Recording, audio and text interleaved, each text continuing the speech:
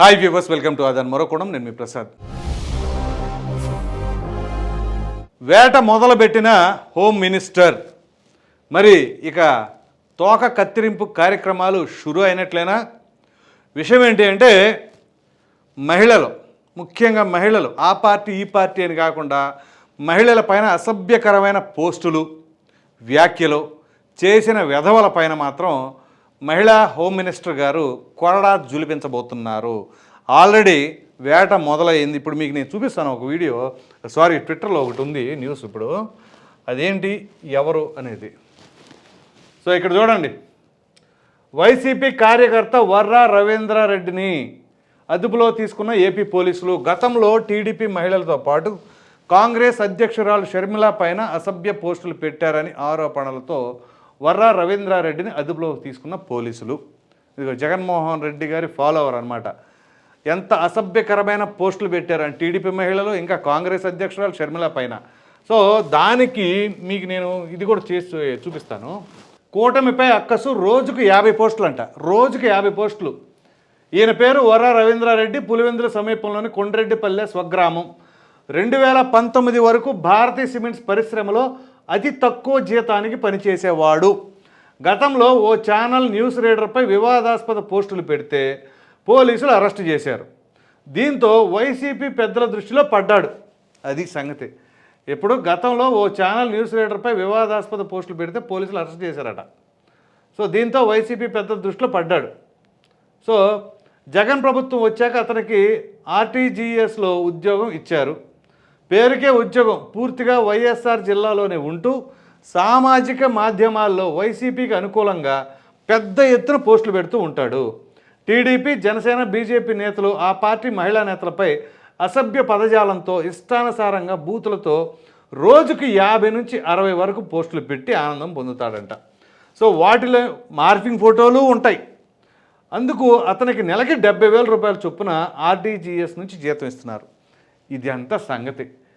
ఏంటండి ఇది? అసభ్యకరమైన పోస్టులు, పైగా ఎవరిపైన? తోడబుట్టిన చెల్లెలపైన పోస్టులు పెట్టినందుకు వాడికి 70,000 రూపాయల జీతం కూడా ఇచ్చారంటే జగన్మోహన్ రెడ్డి గారు. మరి దీనిని బట్టి మీరు అర్థం చేసుకోండి ఎట్లా ఉంది అనేది. ఇది ఒక తంతు. ఇక దాని తర్వాత ఇంకోటి కూడా చూపిస్తాను. ఏంటి అంటే ఇతను ఈ విధంగా పోస్టులు పెట్టాడు కదా. పోస్టులు పెట్టిన తర్వాత దీనిపైన ప్రస్తుత హోమ్ మినిస్టర్ గారు ఆవిడ సంవత్సరం క్రితమే ఏం మాట్లాడారు అనేది కూడా మీకు ఇప్పుడు తెలియజేస్తాను. ఇదిగోండి. సో ప్రస్తుతం మన మహిళా హోమ్ మినిస్టర్ ఈవిడ సంవత్సరం క్రితం ఏదైతే ఈ వర్రా రవీందర్ రెడ్డి పోస్టులు పెట్టాడు కదా, దీనిపైన ఆవిడ అప్పట్లోనే ప్రెస్ మీట్ పెట్టి ఏం మాట్లాడారో ఒకసారి మీరే వినండి. దీనిని బట్టి భగవంతుడి స్క్రిప్ట్ ఎంత బాగా రాస్తారో అర్థం చేసుకోవచ్చు. ఎన్ని రోజులు ఉంటావో కాసుకో, లెక్క పెట్టేసుకో. రోజులు ఎప్పుడు ఒకలా ఉండవు.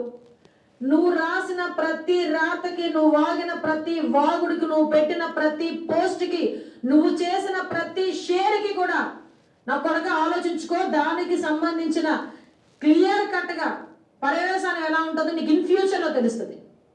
ఇన్ ఫ్యూచర్ గ్యారంటీగా తెలుస్తుంది. ఇలాంటి వాడు ఒకరి గురించి మాట్లాడు. ఇలాంటి వాళ్ళు కొన్ని వందల మంది పెయిడ్ ఆర్టిస్టులు ఉన్నారు. జీతం గురించి పనిచేసే వాడికి అంత దమ్ముంటే ప్రజా సంక్షేమం గురించి, ఆడవాళ్ళ సంక్షేమం గురించి, మహిళా సంక్షేమం గురించి పోరాడుతున్న మాకెంత ఉండాలండి ధైర్యం? ఒక్కొక్కరు మాట్లాడుతున్నారు. రైట్, విన్నారు కదా. నువ్వు పెట్టే ప్రతి పోస్ట్కి, ప్రతి కామెంట్కి, ప్రతి షేర్కి ఖచ్చితంగా సమాధానం చెప్పే రోజు వస్తుంది. ఎలా ఉంటుందో తెలుసా అని చెప్పేసి ఆవిడ అప్పట్లోనే చెప్పారు. సో అది భగవంతుడి సంకల్పమో యాదృశ్చికమో కానీ అక్షరాల ఈవిడ హోమ్ మినిస్టర్ అవటం అనేది వాడికి శాపం. ఎందుకంటే ఈవిడ చెప్పిన మాటల్లో ఒక మంచి డైలాగ్ ఒకటి ఉంది. ఏంటి అంటే, నువ్వు జీతం కోసం పనిచేసేవాడివి నువ్వే అలాగైతే ప్రజల కోసం పనిచేసేవాళ్ళం. వాస్తవమే కదా.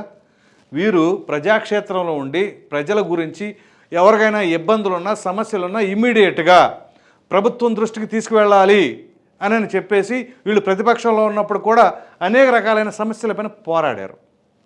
సో అటువంటి వ్యక్తి వాళ్ళని పెద్దగా పట్టించుకుంటారా? సో అటువంటప్పుడు నువ్వే జీతం తీసుకుంటే అలా కమిట్మెంట్తో ఉంటే పబ్లిక్ కోసం పోరాడే వాళ్ళం మేము ఇంకెంత ఇదిగా ఉండాలి అని చెప్పేసి ఆవిడ సంవత్సరం క్రితమే ఈ వర్ర రవీందర్ రెడ్డికి చాలా స్ట్రాంగ్ వార్నింగ్ ఇచ్చారు.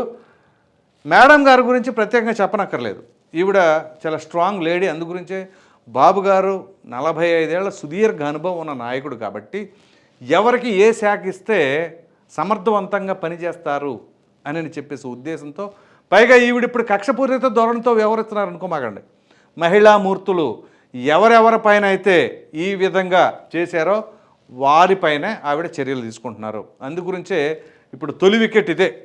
సో ఇక భవిష్యత్తులో ముందు ఏ విధంగా ఎంతమంది మీద ఉంటుందో ఏంటో తెలియదు, కానీ ఎవరెవరైతే ఇష్టం వచ్చినట్లు వాగారో అప్పుడు అధికార పార్టీ ఉన్న భరోసాతో వారందరికైతే మాత్రం ఖచ్చితంగా ఈవిడ కొరడా జులిపించబోతున్నారు అనేది సుస్పష్టం. ఇది మొత్తానికి పరిస్థితి. ఈ వీడియో కనుక మీకు నచ్చినట్లే లైక్ చేయండి, షేర్ చేయండి. అదేవిధంగా హోమ్ మినిస్టర్ గారి వేట మొదలైంది, ఇక తోక కత్తిరింపుడు కార్యక్రమాలే అన్నదానిపైన మీ విలువైన అభిప్రాయాన్ని కామెంట్ రూపంలో ఖచ్చితంగా తెలియజేయండి. మరిన్ని వీడియోస్ కోసం మన ఆదాయం ఛానల్ని సబ్స్క్రైబ్ చేయడం మాత్రం మర్చిపోకండి. Thank you.